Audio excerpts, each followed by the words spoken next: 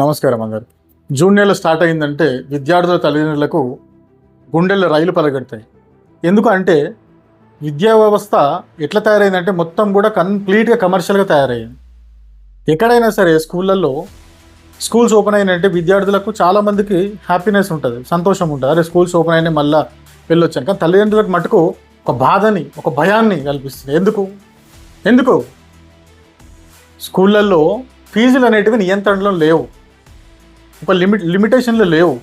ఒక్కో స్కూల్స్ చిన్నపిల్లలకు కూడా ఫస్ట్ క్లాస్ సెకండ్ క్లాస్ లక్షలు ఉన్నోళ్ళు చదివించుకుంటారు. లేనోళ్ళు మిడిల్ క్లాస్ వాళ్ళు పోతే గవర్నమెంట్ స్కూల్కి పోవాలి, లేదు అంటే ప్రైవేట్ స్కూల్ చదివిస్తే అప్పులు చేసి చదివించుకోవాలి. ఎవరైనా సరే తల్లిదండ్రులు పిల్లల భవిష్యత్తు బాగుండాలని చెప్పేసి సప్పు చేసి వాడు ప్రైవేట్ స్కూల్లో చదివించుకుంటారు. ఖచ్చితంగా చెప్తున్నాను కదా, ప్రతి ఒక్క తల్లిదండ్రుల బాధ ఇదే. అవునా కాదా? స్కూల్స్ ఓపెన్ అవుతున్నాయి అంటే అప్పు చేసి మరి వాళ్ళకి బ్యాగులు ఇప్పియాలి, సాక్స్లు ఇప్పియాలి, షూస్ ఇప్పియాలి, వాటర్ బాటిల్, బాస్కెట్లు, స్కూల్ ఫీజులు, మాడ్యూల్స్, నోట్బుక్స్, టెక్స్ట్ బుక్లు, ఇక వగైరా. దాంతోపాటు కొన్ని స్కూల్స్ 50% ఫీజు ముందే కట్టాలి. తల్లిదండ్రులు ఒక్కసారి ఆలోచించండి. పాపం మీరు ఎంత పొద్దు నుంచి రాత్రి వరకు కష్టపడి రూపాయి వెనకకేసి ఏం సంపాదించారు? మీరు ఏం సంపాదిస్తున్నారు? విద్యకు, పిల్లల చదువులకు, వైద్యానికి, దీనికే డబ్బులన్నీ పోయేటివి. సంపాదించిన మొత్తం ఖర్చు పెట్టేది ఇక్కడనే, ఈ 2 ప్లేస్లలోనే. ఎందుకంటే ఎవరు కూడా ఈ 2 ప్లేస్లల్లో విద్యా వైద్యం దగ్గర వెనకడుగు వేయరు. ఎంతైనా కానీ పెడతారు, చదివిస్తారు. ఎంతోమంది తల్లిదండ్రులు వాళ్ళ బాధను చెప్పుకోలేకపోతారు. ఈ కాలేజీలు, స్కూల్ ఓపెన్ అయినాయి అంటే పిల్లల భవిష్యత్తు బాగుండాలని చెప్పి ప్రతి తల్లిదండ్రులు కలలు కంటారు కదా, ఆ పిల్లల కోసమే వాళ్ళు ఆలోచించి చేసేది. గవర్నమెంట్ కూడా ఆలోచించి పెద్ద మనసుతోటి ఉన్నోళ్ళు వాళ్ళు పెద్ద స్కూల్లో పోతారు, లక్షలు కాదు కోట్లు కట్టుకుంటారు. లేనోళ్ళు మిడిల్ క్లాస్ వాళ్ళే, లేనోళ్ళు కూడా వాళ్ళు పాపం గవర్నమెంట్ స్కూల్కి పోతారు, పంపిస్తారు కట్టలేక.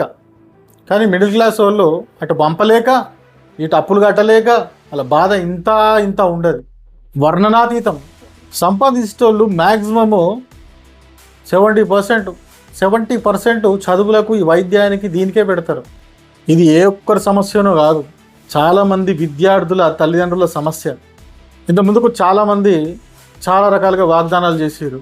ఫ్రీ ఎడ్యుకేషన్, ఫ్రీ హాస్పిటాలిటీ, వైద్యం, విద్య అన్నీ ఫ్రీ ఇస్తామని. ఎందుకు ఫ్రీ ఇస్తారు? ఎవరు అడిగిండు మిమ్మల్ని ఫ్రీ ఇవ్వమని? ఫ్రీ ఇవ్వకండి.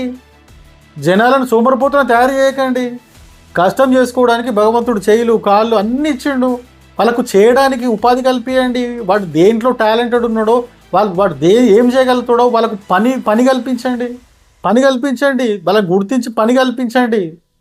ఒక ప్లాట్ఫామ్ ఏర్పాటు చేయండి. ఎవరి టాలెంట్, ఒక్కొక్కరి దగ్గర ఒక్కొక్క టాలెంట్ ఉంటుంది.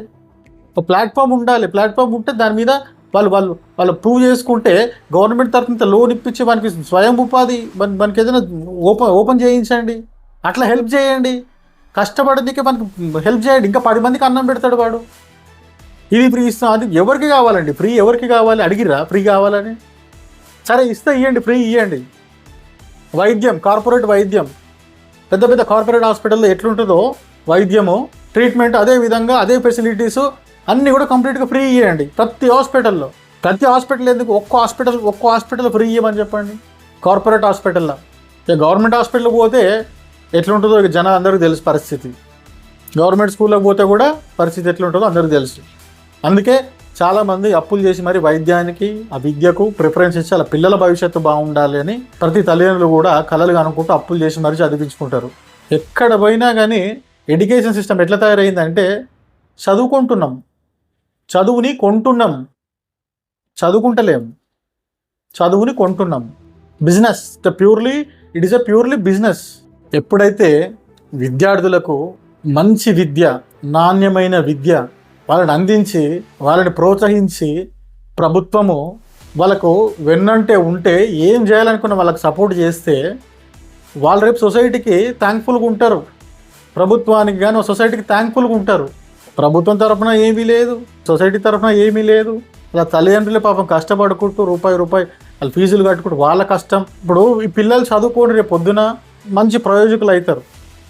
అయినప్పుడు సొసైటీ గురించి ఆలోచించారు. అప్పుడు ఎందుకు అంటే వాళ్ళ తల్లిదండ్రులు అప్పులు చేసి కష్టపడి చదివించారు కాబట్టి వీళ్ళు కూడా అదే విధంగా ఆలోచించి నేను సంపాదించాలి, ఇంత ఖర్చు పెట్టిర్రు, మా వాళ్ళు ఇంత ఖర్చు పెట్టిర్రు, అప్పులు చేసి అప్పులు తీరుపుకోవాలి, నేను ఇంత సంపాదించాలనే కాన్సెప్ట్లోనే ఉంటాడు తప్ప సొసైటీ నుంచి నేను ఏం తీసుకున్నా, నేను ఏమి ఇవ్వాలి అనే అది ఆ కాన్సెప్ట్ రాదు, ఐడియా కూడా రాదు. అట్లా ఆలోచించారు పిల్లలు.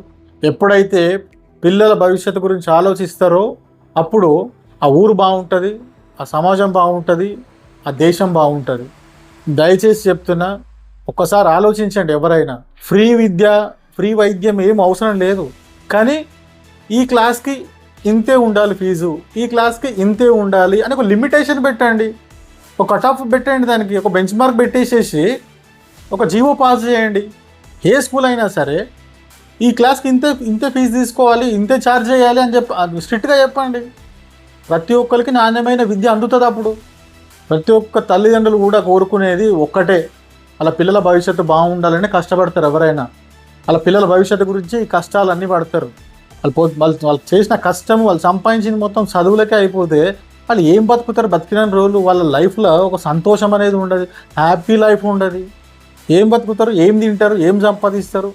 కొంతమందికి అయితే ఇక్కడ పుట్టి ఇక్కడ ఉన్నోళ్ళు కూడా ఒక సొంత ఇల్లు కూడా లేదు ఉండడానికి, ఇంకా కిరాయి ఇళ్ళలోనే ఉంటారు, రెంటెడ్ హౌస్లోనే ఉంటారు. ఇంకా ఎందుకు? వాళ్ళు కష్టపడి సంపాదించిన మొత్తము చదువులకు వాటికి వీటికి పెట్టుకుంటూ వాడు బతకనీకనే సరిపోతుంది. ఇంకేం సంపాదిస్తాడు? ఆస్తులు రేట్లు పెరుగుతూనే ఉంటాయి, ప్రతి ఒక్కటి రేట్లు పెరుగుతూనే ఉంటాయి, రెంట్లు పెరుగుతూనే ఉంటాయి, ప్రతిదీ పెరుగుతూనే ఉంటుంది, సంపాదన పెరగదు. ఎట్లయితుంది? ఫ్రీ అనేది ఎవరికి అవసరం లేదు, ఫ్రీ ఎవరికి వద్దు, ఫ్రీ వద్దు. ఈ ఫ్రీ ఇవ్వడం వల్ల సోమరిపోతులు తయారవుతారు. ఫ్రీ వద్దు, కష్టపడడం దారి చూపించండి. కష్టం చేసుకుంటారు, వాళ్ళు చదివించుకుంటారు, హెల్తీగా ఉంటారు, హ్యాపీగా తింటారు, హ్యాపీగా ఉంటారు, ప్రతి ఒక్కరు హ్యాపీ లైఫ్ లీడ్ చేస్తారు. పిల్లలకు సంబంధించి అకాడమిక్ ఇయర్ ఓపెన్ అయ్యింది. ఇప్పుడైనా దయచేసి పెద్ద మనుషులు ఎవరైనా ఈ వీడియో చూస్తున్న వాళ్ళు, విద్యార్థులు, తల్లిదండ్రులు ఈ ఫీజుల బాధ భరించలేక కొట్టుమిట్టాడుతున్న వాళ్ళు, ఆ బాధను భరించుకుంటూ వాళ్ళ కోసం ఫీజులు కట్టుకుంటూ బాధను దిగమింగుతున్న వాళ్ళు ఖచ్చితంగా ఈ వీడియోని షేర్ చేయండి. ఎవరైనా పెద్ద మనుషులు, పెద్దలు ఈ వీడియో చూస్తున్నట్టయితే దయచేసి చెప్తున్నా, ప్రభుత్వంతో మాట్లాడి ఖచ్చితంగా ఫీజు నియంత్రణ చట్టం తేవాలి. ఫీజుని ఇంతే, ఈ క్లాస్కి ఇంతే, ఈ క్లాస్కి ఇంతే స్లాబ్ అనేది పెట్టాలి. ఇది అందరికీ మంచిది. ఒక నాణ్యమైన విద్యను అందించడం వల్ల నష్టపోయేది ఏమీ లేదు. నష్టపోయేటోళ్ళు నష్టపోతారు, కానీ పిల్లలు దేశానికి రేపటి భావి భారత పౌరులు. వాళ్ళని మంచిగా తీర్చిదిద్దాల్సిన బాధ్యత మనందరి పైన ఉంది, సొసైటీ పైన ఉంది. అందుకే బిఏ రెస్పాన్సిబుల్ సిటిజన్గా మీరు కూడా మీ వంతు కృషిని చేయండి. తప్పకుండా ఈ రీల్ని షేర్ చేయండి, మీ గ్రూప్లలో కానీ మీకు సంబంధించిన వాటిలలో కానీ స్టేటస్ పెట్టుకోండి, అందరికి షేర్ చేయండి. ఎందుకంటే దీనివల్ల ఏ ఒక్కరు స్పందించి ఆ మార్పు జరిగినా అందరికీ సమానమైన విద్య అందుతుంది. దయచేసి అర్థం చేసుకోండి. జై హింద్.